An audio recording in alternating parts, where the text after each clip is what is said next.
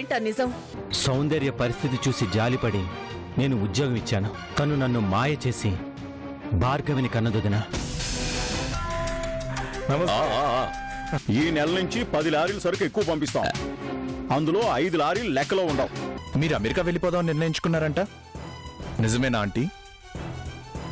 అవును. అందరినీ వదిలేయాలి అనే నిర్ణయించుకున్నారా?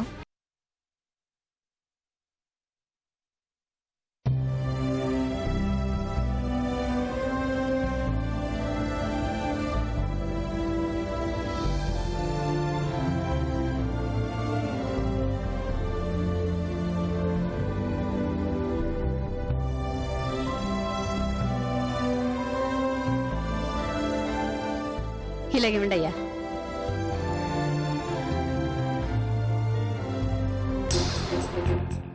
ఓయ్ ఆగాగు, ఎక్కడికి వెళ్తున్నా? కూరగాయలు లోపల పెట్టడానికి. ఓహో, ఏమేం తెచ్చాడో చూసుకోవద్దా? ముందు కింద పోయి. నీకే చెప్పేది, పోయి.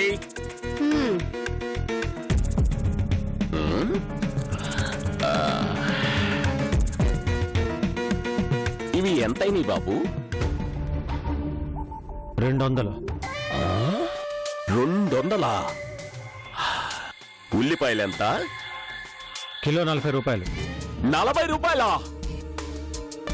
ఆంధ్ర తెలంగాణలో కిలో 20 రూపాయలకి అమ్మమని ముఖ్యమంత్రి గారు చెప్తుంటే నువ్వు 40 రూపాయలు పెట్టి కొనుక్కొచ్చావా? ఉల్లిపాయల్లోనే కిలోకి 20 నొక్కావంటే ఇక మిగిలిన వాటిలో ఇంకెంత నొక్కావో నాకు తెలియాలి. మొత్తం అన్నిటికీ లెక్కలు చెప్పు. మావయ్య, ఏంటి ఏమైంది? అమ్మా, కూరగాయలు తెమ్మంటే కమిషన్ నొక్కేశాడమ్మా. ఉల్లిపాయల్లోనే కిలోకి 20 నొక్కేశాడమ్మా. నిజాయితీగా ఉండడం కొంతమందికి అలవాటుండదు మామయ్య. అదేంటయ్యా, ఇదే కూరగాయలు మీరు తెస్తే 500 రూపాయలు అయ్యిందనేవారు. ఆయన 200కే తెస్తే ఇంత గొడవ చేస్తున్నారేందయ్యా? నువ్వు నోరుమోయ్. కూరగాయల రేటు ఎప్పటికప్పుడు మారిపోతుంటాయి. ఇప్పుడు తగ్గినట్టున్నాయి కదయ్యా. మంగమ్మ, నీ పని వంట చేయడం. ఇలాంటి వాటిల్లో తలదోర్చుకో, అర్థమైందో? అవన్నీ లోపలికి తీసుకెళ్ళు.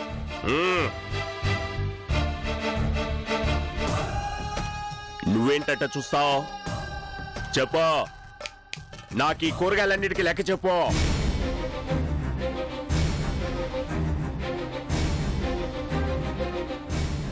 ఇదిగో నువ్వే చూసుకో. చూసావమ్మా, లెక్కడిగితే ఎలా మొహాన్ని కొట్టాడా? మామయ్య వదిలే. ఎలా వదిలేస్తావమ్మా? ఈ రోజు ఇలా వదిలేస్తే రేపు పెద్ద పెద్ద కమిషన్లే కొట్టేస్తాడు. ఆ ఛాన్స్ నేనివ్వనుగా. నిజాయితీ లేని మనుషుల్ని ఎలా చూడాలో నాకు బాగా తెలుసు.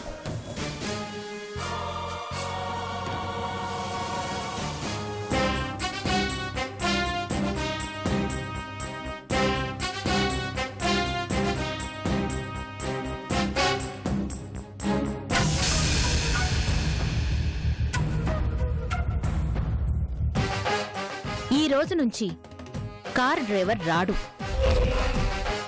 ఆ పని నువ్వే చెయ్యాలి. ఏంటి అలా చూస్తున్నావు? కార్ డ్రైవర్గా పనిచేయడం నామోషిగా ఉందా? నా మనిషి అని ఆలోచించే చోట నామోషి అనే పదానికి అర్థం ఉండదు. ఏంటమ్మా, ఆయన్ని కార్ డ్రైవర్ చేశా?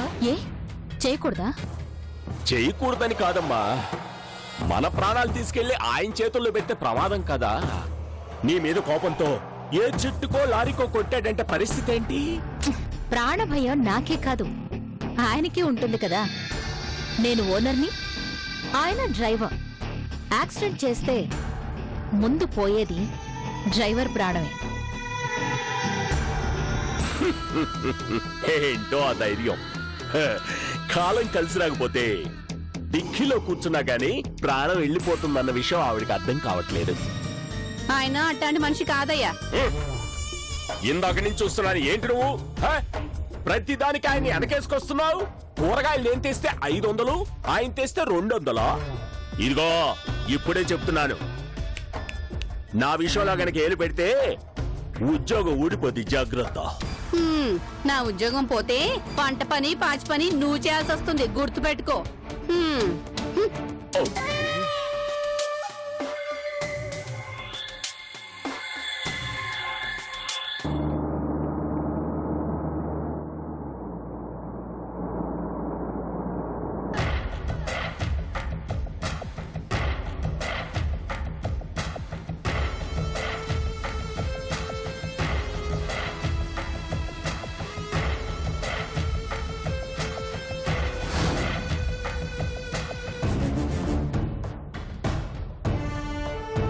అసలు నీకు మనసులా వచ్చింది?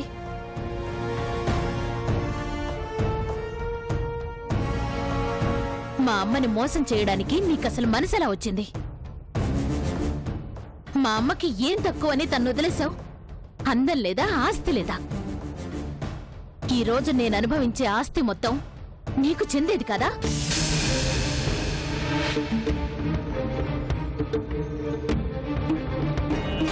విడాకులిచ్చి మోసపోయి ఇంకో పెళ్లి చేసుకుని సుఖంగా ఉన్నావుగా, అలాగే హాయిగా ఉండాల్సింది. మళ్ళీ ఎందుకు మా అమ్మ వెంటబడి తన్ని తల్లించేసి పారిపోయావు? ఒక్కతే జైల్లో ఉండి ఎంత నరకం అనుభవించుంటుందో ఏమైనా ఆలోచించావా? నీకోసం పిచ్చిదానిలాగా ఎదురు చూసిందే, ఒక్కసారైనా తన్ని చూడ్డానికి వెళ్ళొచ్చుగా. తన మీద కోపం ఉంటే ఉండొచ్చు, కనీసం పసిబిడ్డనైనా నన్ను చూడడం కోసమైనా రావచ్చు కదా. ఎందుకు రాలేదు? మనిషి అందంగా ఉంటే సరిపోదు, మనసు అందంగా ఉండాలి. మా అమ్మ ఒక పిచ్చిది కాబట్టి నీ వెంట పడింది. విడాకులిచ్చిన తర్వాత కూడా తనని తాను నీకు అర్పించుకుంది అనంటే అంటే నిజంగా పిచ్చిదే.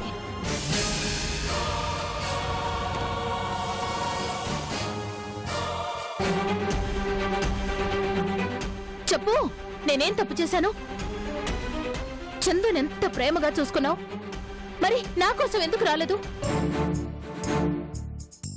ఇప్పుడు వచ్చాను కదమ్మా. వచ్చావు. నేను కోర్టుకు వెళ్ళి నీ బండారం బయట పెట్టి అందరి దృష్టిలో నువ్వు తప్పు చేశావని నిరూపించాక గతి లేక వచ్చావు.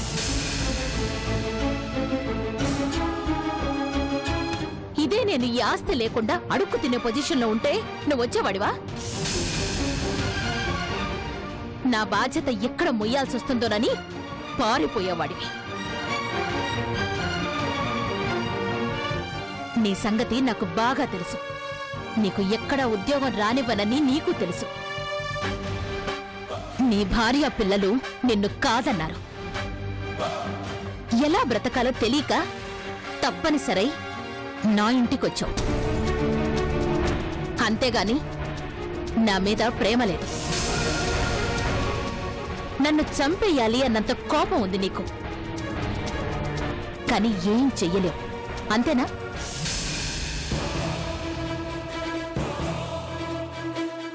నువ్వు మాట్లాడవు. ఎందుకంటే నా ప్రశ్నలకు సమాధానం నీ దగ్గర లేదు. చూస్తూ ఉండు, నేనిక్కడ బ్రతకలేను అని నీ అంతట నువ్వే పారిపోయేలాగా చేస్తాను.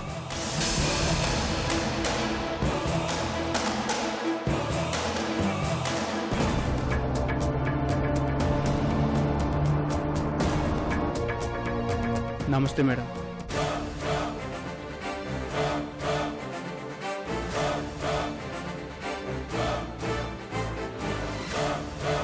డోర్ తీ.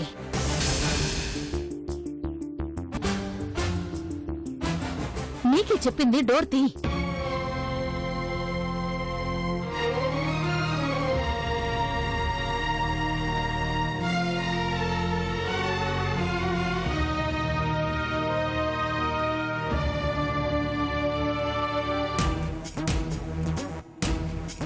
బ్రీఫ్ కేస్ తీసుకురా.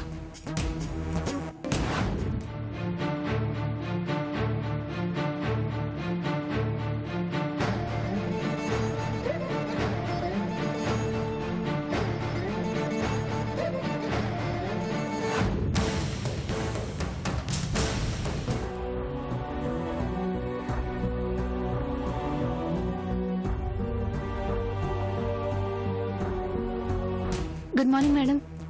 Morning. Good morning madam. Good morning madam. Good morning. Good morning.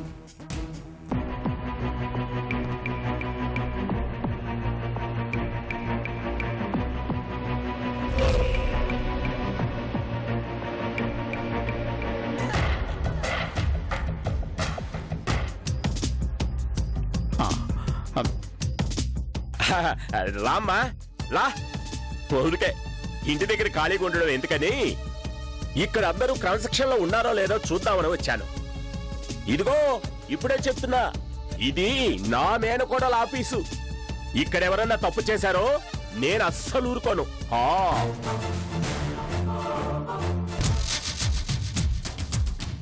Mahindra, madam, ఈయన గారికి ఈ ఆఫీస్లో ఏదైనా పని చూడు. మన ఆఫీసులో ఈయనకి ఏ ఉద్యోగం ఉంటుంది మేడం?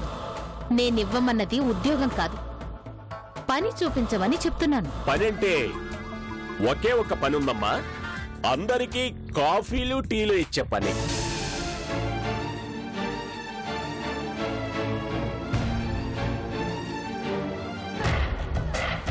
ఏ అది మాత్రం పని కదా? పొట్ట నిండాలి అంటే పని చెయ్యాలి. ఖాళీగా కూర్చొని తింటాను అంటే కుదరదు. అమ్మా నువ్వు చెప్పావు కదమ్మా, ఇంకా మేము చూసుకుంటాం. ఈయన గారి చేత ఆ పని ఈ పని అని కాకుండా అన్ని పనులు చేయించే పూచి మాది. ఇంటి దగ్గర ఇంటి పని, డ్రైవర్ పని, ఇక్కడ అటెండర్ పని, అన్నీ చెయ్యాలి.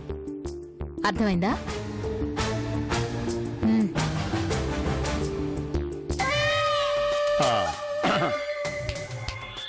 ఇదిగో నీకు ఈ ఆఫీసులో ఏమేం పనులు వచ్చో టకటకా చెప్పు. అన్నీ చేస్తాను. ఏంటి అన్ని చేస్తావా?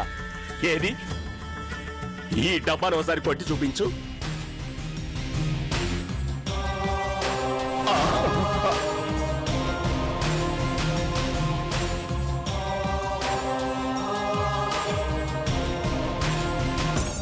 ఎట్టుంది మంది అబ్బా?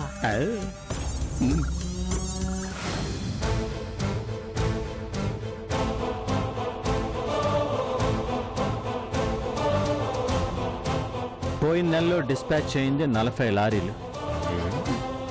ఈ నెలలో ఇప్పటికి 30 వెళ్ళాయి. 20 మాత్రమే లెక్కల్లో ఉన్నాయి. మిగిలినవి వేరే లెక్కల్లోకి వెళ్ళాయి. ఈశ్వర్రావుతో మీ డీలింగ్ ప్రకారం మీ వాటా 65%. అయితే మీ వాటాకు వచ్చిన డబ్బులు అక్షరాల 15,40,790 రూపాయలు. ఇది చాలా, ఇంకేమైనా చెప్పాలా? ఈశ్వరరావు ఏంటి, వాటా ఏంటి? ముందా డబ్బా ఇచ్చాయి. ఎవరు పడితే వాళ్ళు నొక్కుంటూ పోతే ఇలానే ఉంటుంది. ఎక్కడో మీరు మాట్లాడుకున్నది నాకెలా తెలుసని ఆశ్చర్యపోవద్దు. మీ జాతకాలన్నీ తెలుసు. ఈ ఆఫీసులో ఏ పనైనా చేయొచ్చని భార్గవి చెప్పింది. నాకు తెలిసిందంతా చెప్పనా? కానీ నేను మీలా తొందరపడను. ఛాన్స్ ఇస్తాను. ఈలోగా మిమ్మల్ని మీరు సరిదిద్దుకోండి. లేదంటే నేను ఇన్వాల్వ్ కావాల్సి వస్తుంది.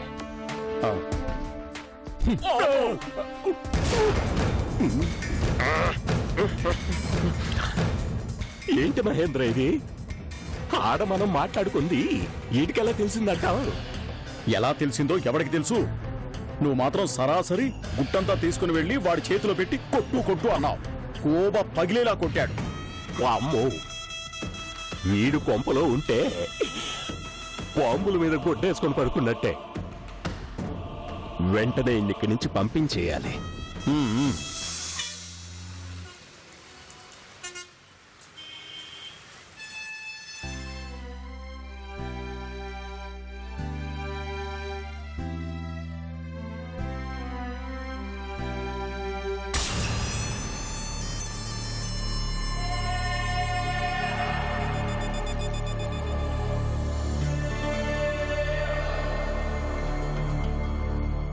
జంట చాలా బాగుంది.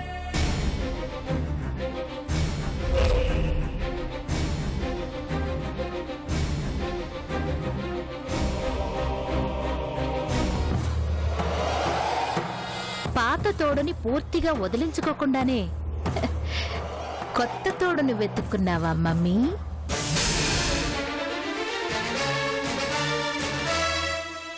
షడప్.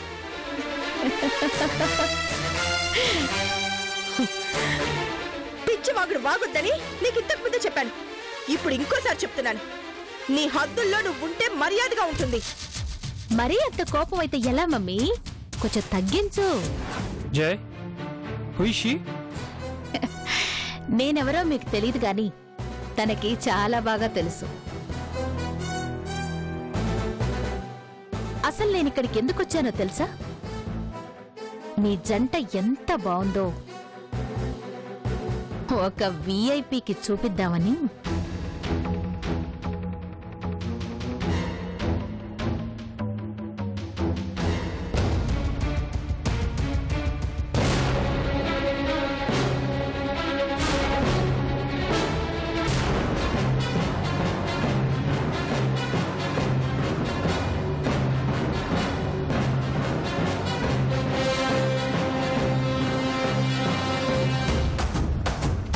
ఆయన్ని గుర్తుపట్టావా? మీ మాజీ భర్త గారు ఇప్పుడు నాకు పర్సనల్ డ్రైవర్గా జాయిన్ అయ్యారు.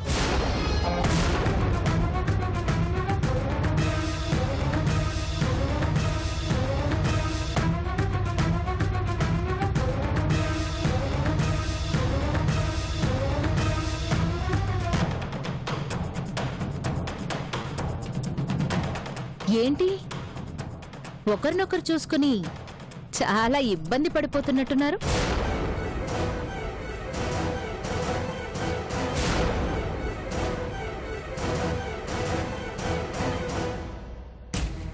చూడు, మీ మాజీ భార్య గారు కొత్త తోడుతో ఎంత కళకళలాడిపోతున్నారో.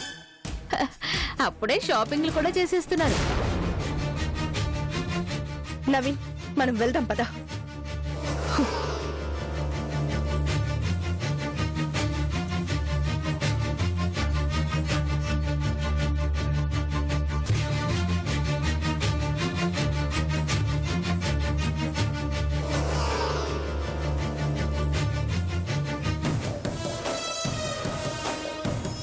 ఏంటి తిమ్మ తిరిగి మైండ్ బ్లాక్ అయినట్టుంది?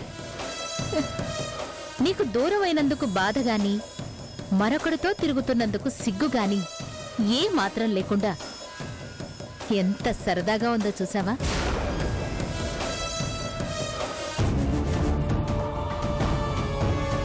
చాలా బాధగా ఉంది కదూ?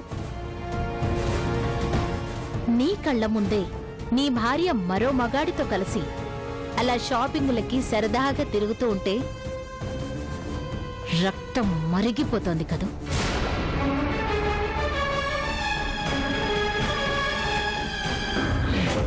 మా అమ్మకు కూడా ఇలాగే రక్తం మరిగిపోయి ఉంటుంది. నువ్వు మరో ఆడదానితో కలిసి హాయిగా లైఫ్ని ఎంజాయ్ చేస్తూ ఉంటే మా అమ్మ కూడా ఇలాగే బాధపడుంటుంది.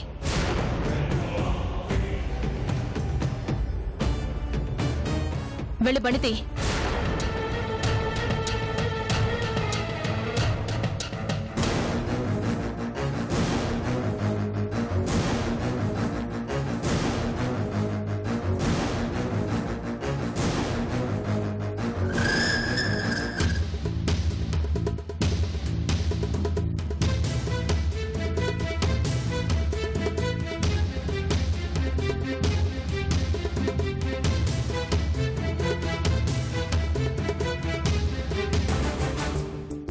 జయ్, ఎవరా అమ్మాయి? కృష్ణ తన దగ్గర డ్రైవర్గా పనిచేయటం ఏంటి? భార్గవి అంటే తనే.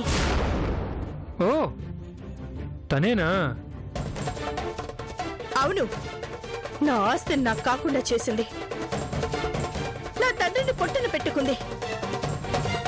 నేను ఎక్కడ కనిపిస్తే అక్కడ ఇలా టార్చర్ పెడుతోంది. ఎందుకు నీ మీద అంత కక్ష? ఇదిగో, ఇది కట్టించుకున్న పాపానికి.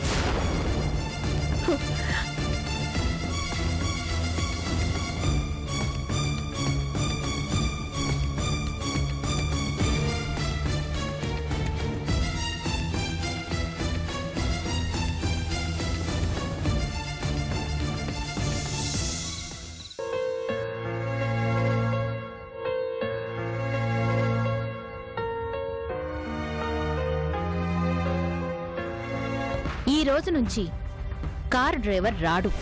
ఆ పని నువ్వే చెయ్యాలి.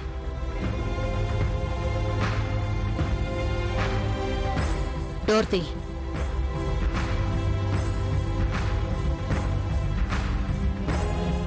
ఇంటి దగ్గర ఇంటి పని, డ్రైవర్ పని, ఇక్కడ అటెండర్ పని అన్నీ చెయ్యాలి. మీ మాజీ భర్త గారు ఇప్పుడు నాకు పర్సనల్ డ్రైవర్గా జాయిన్ అయ్యారు.